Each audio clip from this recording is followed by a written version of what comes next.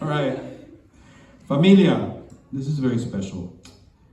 Katherine Bahena-Benitez is a queer Mexican Indigenous multidisciplinary artist, bicoastal between New York and Califas. Katherine is a writer, actor, model, and teaching artist. They've trained at the American Conservatory Theater, the Eugene O'Neill Theater Center, the Juilliard School, and Broadway Advocacy Coalition at Columbia University. Katherine has been featured in Vogue, Remezcla, Chillhouse, HEROICA, Netflix, Fenty, Museum Guild, VoyageATL, Chillhouse, Apostrophe and Reclamation Magazine. You can now find their writing in the anthology Queer Voices of the World, Stories, Poems, and Essays Responding to Worldwide LGBTQ Criminalization. Familia, give a warm welcome to Katherine Bahena-Benitez.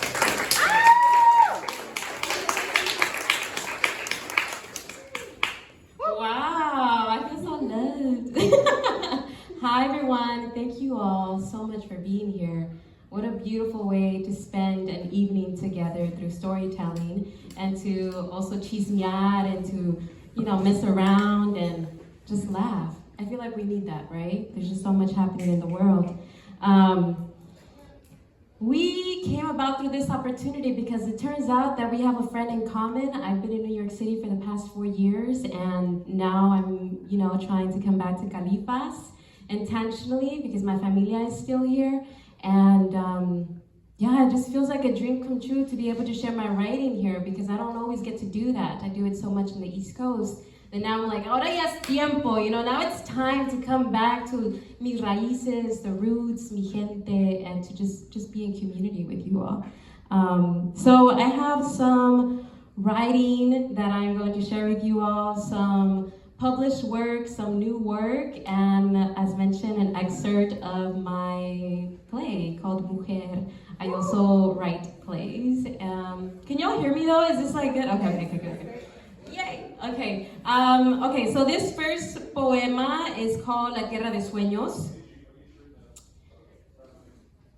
Okay. I found myself in Mexico, sleeping in a bed of flowers when the whispers of the forgotten raced to mi corazón. Vamos a la tierra de sueños. Years later, I found myself again in California, this time painting the eyes of mangoes on mami's pillows. I was now a dreamer of fruta, liberación y resistencia, un artista bailando con mis manos. Years later, I found myself again, this time singing with my heart on fire in the streets of Nueva York, reclaiming all parts of mi historia. I was now a rebellious plant, existing against all odds, porque la semilla de mi cultura sigue conmigo. Now you see me on a mission to paint the town the colors of maíz, nopales, tortillas, y cacao, ready to bring the traditions of my ancestors into the home of the next generation of artists. I feel Nahual climbing in the back of my tongue with Zitlin, colibri, hummingbird. Voices of the ancestors asking for my return, Xochitl, flor, flower. I step into the ocean, releasing my dark black hair, Metzi, Luna, moon. The sand tickles my feet, the same sand that kissed the forehead of Mexico. I am, yo soy, the memory of the unforgotten, a familiar sound to mommy's tongue, arroz, frijoles, y elote. Tell abuelita I send her a kiss from el norte, porque en la tierra de sueños es donde encontré mi voz. The water envelops me with warmth. I remember this feeling of being in the womb. I've been rebirthed. I close my eyes. I feel a burning sensation in my chest. I turn to the moon, making this promise. Desde Xochimilco hasta las tierras de Tenochtitlan, hasta Nueva York. Aquí estamos y estaremos aquí para siempre, sin fronteras.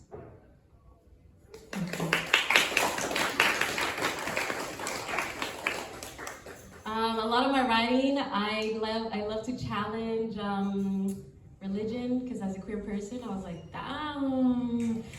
I was like, the Catholic Church. Pero, ¿saben? I think it's been a beautiful journey of reclaiming and also understanding the history of why that even came about to be when it comes down to the embedded homophobia in nuestra cultura. So yeah, this one is called I Am, Yo Soy. It's also new work. Yeah, okay. I am yo soy, the slit between your tongue, the burn of a broken heart, swimming in beds of Spanglish, forever searching for her, not one. I am yo soy, mami y papi's dreams. The crossfire between indios, immigrants, and farm workers remind me why I dream so much of home. I am yo soy, la gloria between her legs, la jota screaming saints dressed in drag while we sleep, la jota praying Ave Maria, Dios te salve Maria, llena eres de gracia, while kissing the breast of a mujer. I am yo soy, the Google search of how do you make pan dulce, but that is a recipe that you could only make with abuelita's hands. I am yo soy, the memory of our ancestors' ashes, flying in clouds of liberación, a familiar sound to Mexico sol. I am yo soy, everything in rosary beads, sweet whispers of brujas wishing their loved ones return. I am yo soy, siblings separated at the border searching for this idea of el sueño americano. I am yo soy, poems in the mud, seeds of maíz in the sand spelling resistimos y vivimos.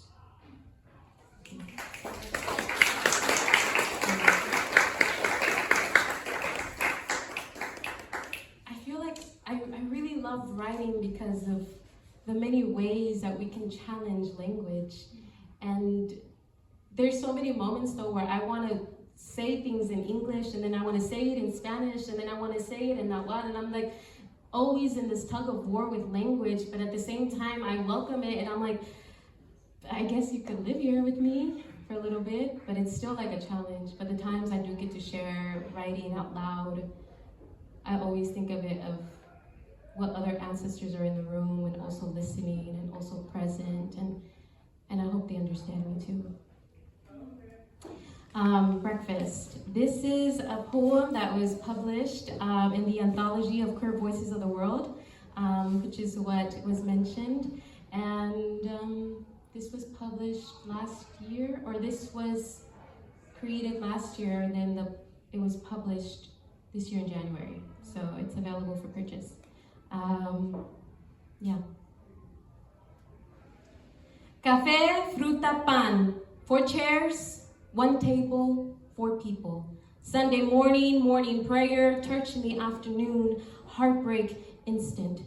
It was 10 in the morning. We sat across from each other. We stared into each other's eyes as her father reached over for sugar. I had said no to café, but yes to tea. Her mother passed down the bowl of fruit as her father took in a deep breath and said, ser gay es un pecado, ¿lo sabían? Una mujer debería estar con un hombre. I took a bite of my pancakes. I helped cook them. I made sure to add blueberries. And as her father spoke, his voice slowly became a distant buzz.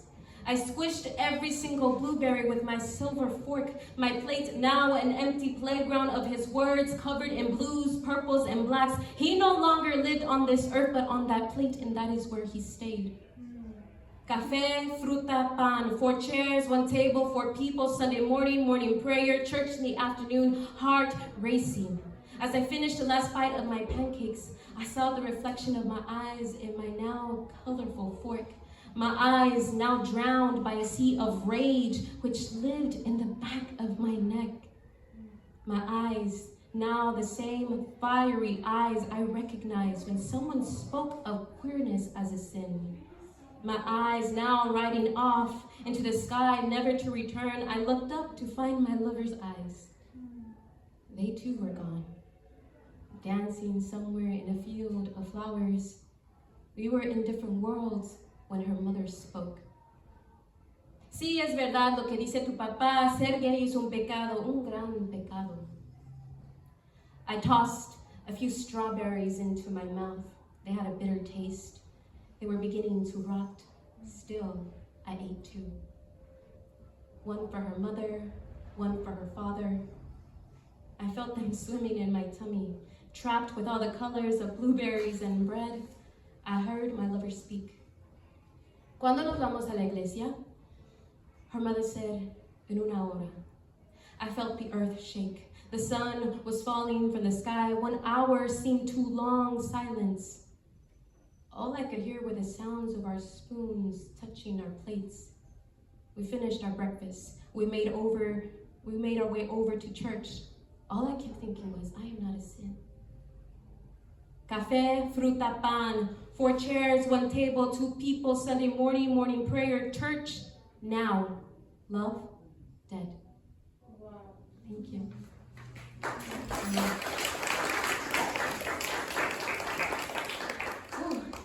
That was actually a real lived experience that I had. I don't know, it's something different when you actually experience it in person. I feel like a lot of people talk about it, like, oh yeah, this happened to me. And then when it actually happens to you, you're like, oh fuck. Like, this is real. Those are the moments that I feel really alive. And I'm like, this is why we do the work. This is why we write our stories. This is why we end up becoming, like artists, so that people feel seen. And I don't even remember how many times I grew up searching for people that reminded me of me, and they actually were hard to find. Like, how do you find people of your identity when there aren't a lot of opportunities for your people to get to do this kind of work? This next poem is called Mundo, and it is in Spanish. And I don't know if y'all seen, but in Nueva York, there's this huge clock that always tells you how many days are left to live on this planet, or it's because of climate change. And I would always pass by it on my way to work, and I was like, damn, is this real? And then I started doing more research, and then I recognized that we are in the thick of global warming. And yeah, the winter time in Nueva York wasn't the same anymore. So I wrote this. ¿Qué va a pasar cuando el mundo se muera antes de nosotros? ¿Qué va a pasar cuando volteemos hacia la derecha, izquierda, arriba, para abajo y no hay nada? Solamente el rostro del olvido y el esqueleto del ayer. ¿Qué va a pasar cuando todo lo que reconocemos ya no existe? Ni la voz de nuestras almas, ni la mirada de nuestros ojos, solamente la memoria de lo que no se pudo hacer. ¿Qué va a pasar cuando nuestros cuerpos sean igual como de la tierra, lleno de egoísmo, capitalismo y preocupación de lo no prometido? Me pongo a pensar cómo nuestro mundo ha cambiado, cómo nosotros como humanos en esta tierra hemos cambiado quién somos, en quién nos hemos convertido. Ojalá que la tierra nos perdone, ojalá que nuestros hijos y sus hijos nos perdonen, ojalá que tengamos tiempo para perdonarnos nosotros mismos.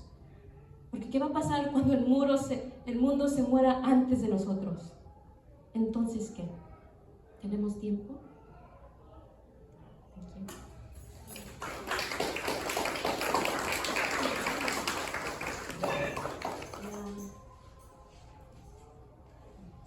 Oh my gosh, time passed by so fast. I'm almost done.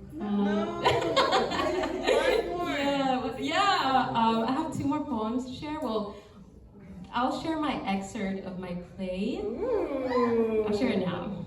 Yeah. Ooh. And then there's the last one. Yeah. But thank you so much for being so I don't know, so good. Mujer is a play that I wrote that is about a young girl who was traveling in Mexico, and she travels through her dreams, and she ends up meeting some very powerful mujeres that tell her about the history of the women and la revolución y las zapatistas in Mexico. So this character goes on this beautiful journey of just really rediscovering and falling in love with the strong woman who basically helped create her lineage. And of course, there always is queerness because I want to write our queer stories. Mujer. This is wild. And now I become into the actor. Okay. It's wild. One day I woke up. Just like that I woke up. In the middle of the night with the strength of a panther. The days before my body had been as heavy as a car. But somehow in the middle of the night, I gained the strength to pick up my 2 legs off the bed and onto the cement floor of my tia's house in Mexico. Slowly, without wanting to wake the house, I turned to find my scarf under the bed, but instead, I found my sleeping body. My poor sleeping body, alone, cold, unaware. I thought I had carried my body out of bed with me, but no, she's stubborn. She decided to stay asleep. And as I stood, I turned to take one look at myself for the last time, but my body was beginning to disappear. Where was I going? More so, why was I still awake? I was now traveling alone, a journey I knew too well, a journey even Mommy knew of too well. Tu espíritu viaja entre la noche, mija. Ten cuidado. I felt a painful sensation run through my veins as if there was a child running in the hallways of my heart. Ow. I made my way over to the dresser. Inside one of its drawers has a mirror. With a gentle touch, I pulled it out. This mirror, which was once the size of a flower, now stood at the height of a house. I was mesmerized by its color. It was pink, and a doorknob appeared at its center. I stood with hesitancy, but I turned the doorknob. Porque soy necia, my mom always said that. That's why you always get in trouble. And I said, you know what, you're right. But I want to know what's on the other side. And on the other side, a church. A church? I entered only to see statues of saints alive, dressed as drag queens. Church walls adorned by frames of icons. Juan Gabriel, Walter Mercado, and Sor Juana Inés de la Cruz. A priest in a skirt. A nun in red lipstick and glitter. La Virgen cradling the child of lesbians. Dancers voguing in prayer to Jesus. I was no longer alive, but dead, in the arms of queer heaven, living in the beauty of the afterlife of our gayness. My spirit was finally home. We danced, kissed, and prayed, and then the church bells went off. What? No, I'm not done yet. And before I knew it, I was back in my bed, back in my body, back to life. And I haven't been the same since. But one day I'll return. I know it.